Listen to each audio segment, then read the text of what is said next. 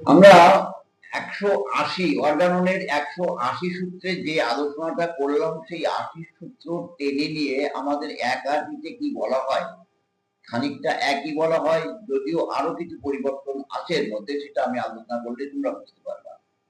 অতিরিক্ত ঘটনাবলী এবং এই রোগের নূতন লক্ষণ সমূহ যা এখন আসিয়া উপস্থিত হয়, বললাম যে কিছু লক্ষণের উপরে নির্ভর করে ওষুধ দেওয়ার পরে আরো কিছু লক্ষণ প্রকাশিত হলো।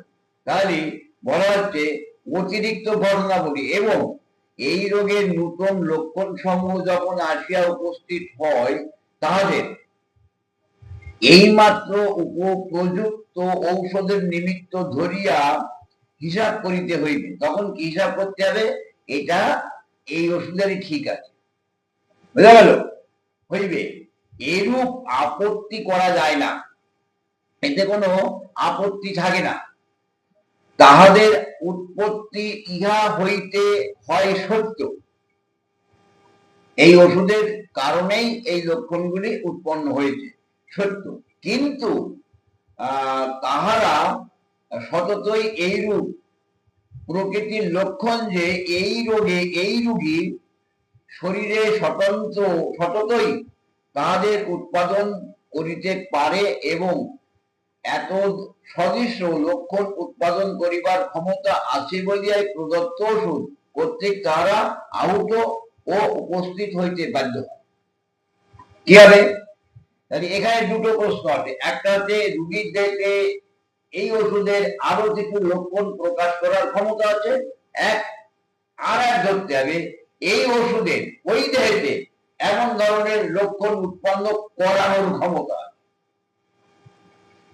সাসেপ্টিবিলিটি, প্রবণতা, প্রভাবিত হইবার ক্ষমতা আর প্রভাবিত করার ক্ষমতা। ওষুধের মধ্যে থাকে প্রভাবিত করার ক্ষমতা, আর শরীরাভ্যন্তরে থাকে প্রভাবিত হইবার ক্ষমতা। আচ্ছা, এইবার বলা হচ্ছে এক কথায় আমাদের ওই অধুনা উপলব্ধ সমস্ত লক্ষণগুলিকে রোগের বলিয়া বাস্তবিক বর্তমান অবস্থা বলিয়া মনে করিতে হইবে। টোটাল এই রোগীর মধ্যে ওই অবস্থাগুলি সব রোগীর লক্ষণ হইবে।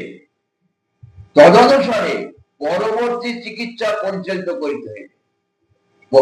যদি প্রয়োজন হয়, যদি রোগী স্বচ্ছন্দতা বোধ না করে, যদি রোগী পূর্ব মেডিসিন দ্বারা ভালোর দিকে না যায়, অতিরিক্ত লক্ষণ সকলের প্রকাশ এসে গেছে এবং নতুন চিত্র অঙ্কিত হচ্ছে, এমন যদি অবস্থা হয়, তাহলে আমাদের পরবর্তীতে নতুন ওষুধ নির্বাচন করতে হবে।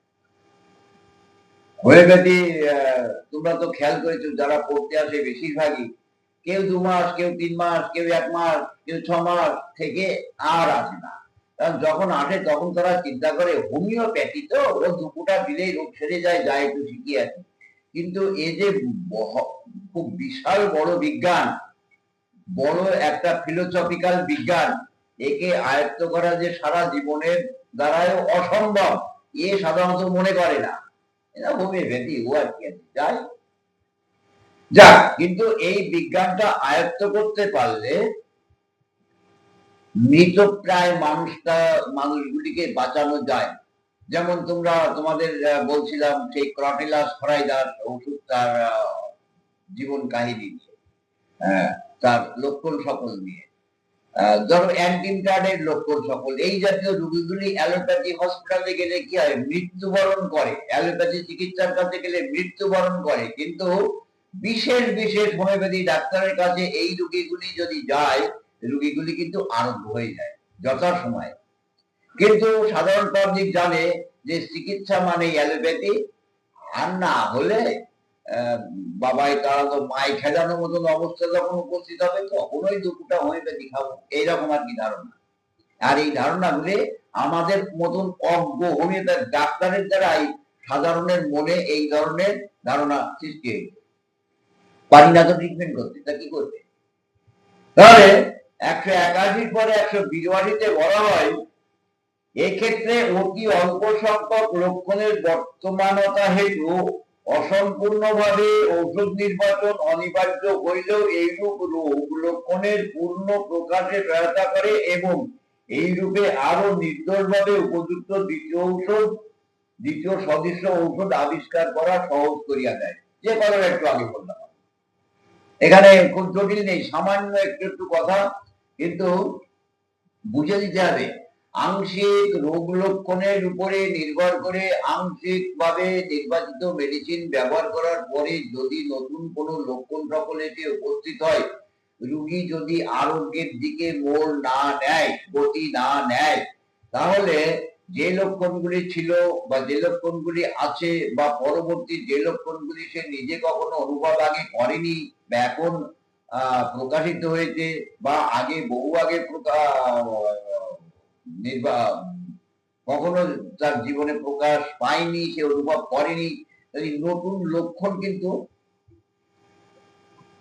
যেগুলি আসলো পূর্বের লক্ষণের সাথে সেগুলি সমন্বয় করে ওষুধ নির্বাচন করতে হবে।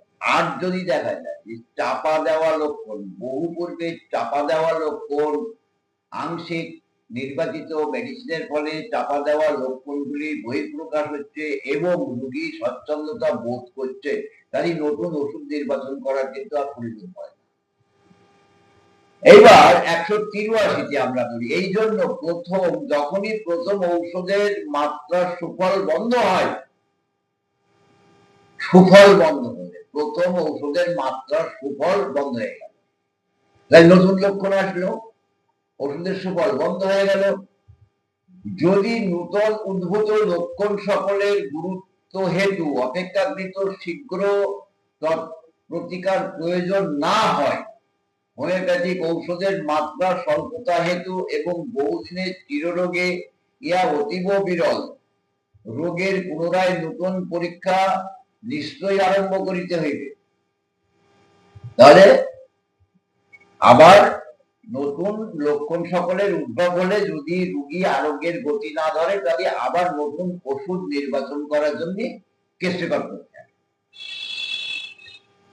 রোগের পুনরায় নতুন পরীক্ষা নিশ্চিত আরম্ভ করতে হবে। রোগের বর্তমান অবস্থা অবশ্যই লিখিয়া লইতে হইবে এবং তদনুসারে একটি সমলক্ষণ সম্পন্ন দ্বিতীয় ঔষধ নির্বাচন করিতে হইবে, যাহা বর্তমান অবস্থার ঠিক উপযুক্ত হইবে। তখন আরো বিশেষভাবে উপযুক্ত একটি ঔষধ পাওয়াও যাইবে, কারণ লক্ষণ সমষ্টি বৃহত্তর ও পূর্ণতর হইয়াছে।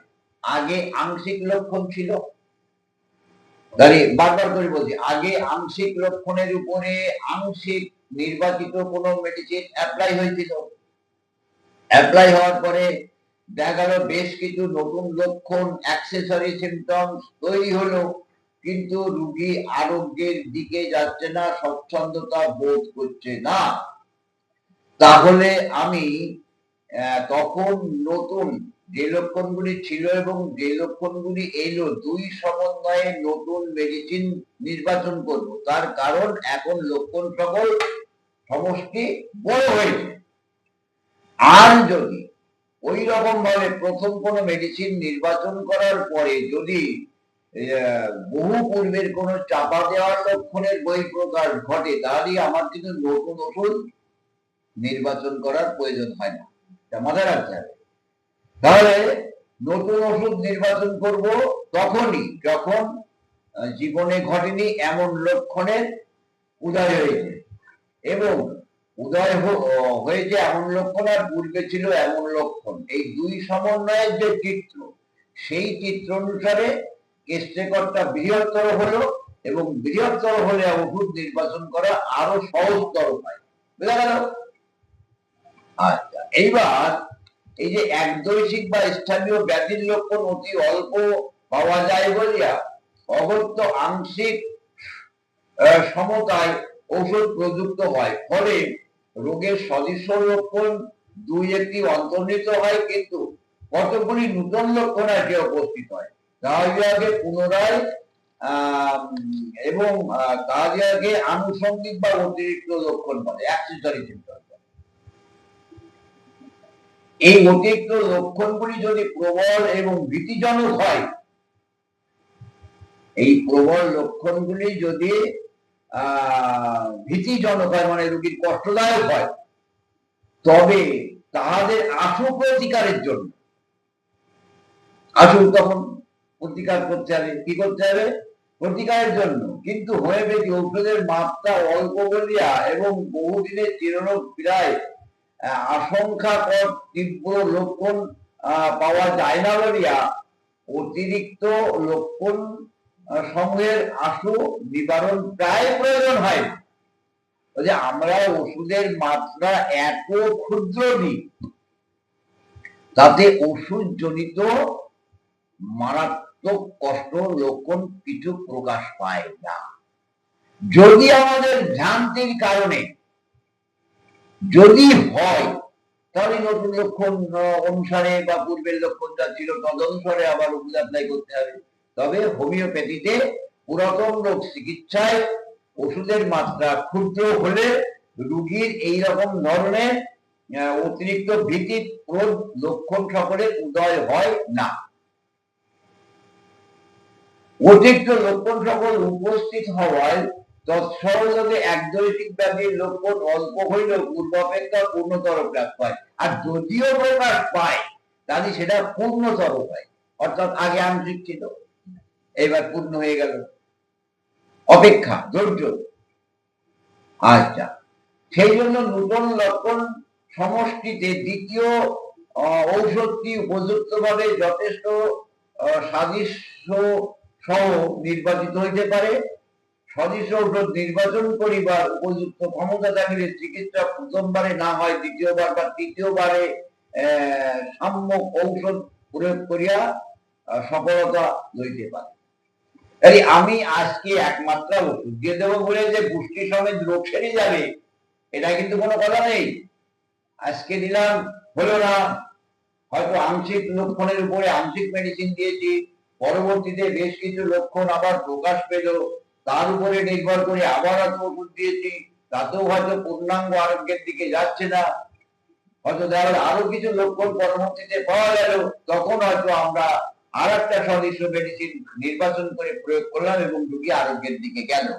হোমিওপ্যাথি মানে সবসময় না যে এক ডোজ খেলাম আর ওই 25 বছরের টিউমারটা চলে গেল। আরে তাই যদি গেল, তাহলে 25 বছর বাদে আমার কাছে গেল, এতদিন কোথায় ছিল?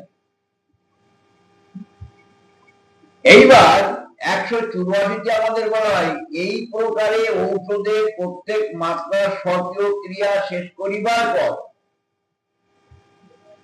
তাহলে ঔষধের মাত্রা স্বকীয় ক্রিয়া, ঔষধের মাত্রা দেওয়ার পরে তার ক্রিয়া শেষ হবার পর যখন ইহা আর উপযুক্ত বা উপকারী নহে, রোগের অবস্থা যাহা তখনও অবশিষ্ট থাকে, আর ওষুধ ক্রিয়া করছে না, আর সে ভালো স্বচ্ছন্দতা বোধ করছে না, অবশিষ্ট লক্ষণগুলি সহ পুনরায় নতুন করিয়া লিখিয়া লইতে হইবে এবং পরিদৃশ্যমান লক্ষণ সমষ্টির যতদূর সম্ভব উপযোগী অপর একটি সমলক্ষণ সম্পন্ন ঔষধ অনুসন্ধান করিতে হইবে, যতক্ষণ পর্যন্ত আরোগ্য সম্পূর্ণ না হয় এইরূপই করিতে হইবে। এইভাবে কিন্তু ওয়ান সাইডেড ডিজিজ বা লোকাল ডিজিজটা ট্রিটমেন্ট করতে হয়, অনেকদিন সময় লেগে যায়। কেন না, এখানে আমি তোমাদের ইংরেজিতে যখন পড়িয়েছিলাম, one sided disease, disease with but few symptom, এটাকে ভাগ করা হচ্ছে ওয়ান সাইডেড ডিজিজ এবং লোকাল ডিজিজ। একটা স্থানিক রোগ আর একটা পার্শ্বিক রোগ। এখানে লক্ষণ সকলের স্বল্পতা থাকে। এই রোগগুলি ট্রিটমেন্ট করা চিকিৎসকের অন্তর্দৃষ্টির প্রয়োজন, ধৈর্যের দরকার, সহ্যের দরকার, এবং ওষুধ সম্বন্ধে ভালো জ্ঞান দরকার, এবং অর্গানন শাস্ত্র অনুসারে জ্ঞান দরকার যে আমার ওষুধ দেওয়ার পরে নতুন নতুন যে লক্ষণ সকল এসছে সেটা কি, আমি এমত অবস্থায় কি করব। এই যে জ্ঞান ধারণা যদি আমাদের না থাকে, আমরা তো সবসময় সব রোগীর মধ্যে disease with but fully develop symptom তাও পেতে পারি। তখন আঙ্গিক রোগ বা স্থানিক রোগে কিন্তু লক্ষণ সকলের প্রাচুর্যতা থাকে না। Disease with but fully develop symptom যেখানে আছে সেখানে হয়। সেটা তো সব রোগীর ক্ষেত্রে সব সময় আশা করা যায় না। তাই থাক 184 পর্যন্ত থাক, তারপরে আমরা একদৈশিক ব্যাধি সকলের মধ্যে স্থানীয় ব্যাধিগুলি এক প্রধান স্থান অধিকার করিয়া আছে, অর্থাৎ 85 থেকে স্থানিক লোকাল ডিজিজ নিয়ে আলোচনা করব।